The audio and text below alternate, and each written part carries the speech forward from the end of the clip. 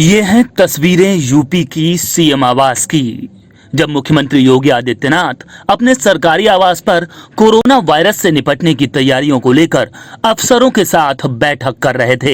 इसी दौरान दिल्ली से खबर पहुंचती है कि एम्स में भर्ती उनके पिता आनंद बिष्ट सिंह नहीं रहे।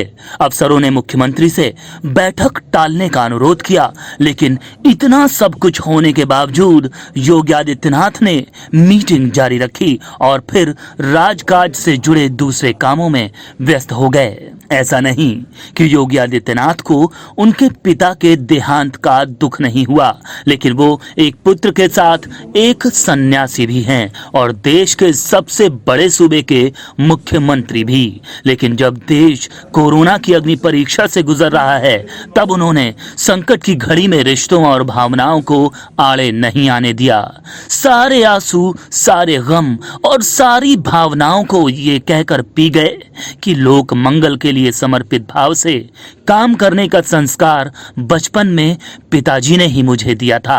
हालांकि बाद में उन्होंने मां और परिवार वालों को एक पत्र भी भेजा, जिसमें उन्होंने लिखा, अंतिम क्षणों में उनके दर्शन करने की इच्छा थी, परंतु वैश्विक महामारी कोरोना वायरस के खिलाफ देश की लड़ाई में उत्तर प्रदेश की 23 करोड़ की जनता के हित में आगे बढ़ने का कर्तव्य बोध के कारण मैं ना आ सका।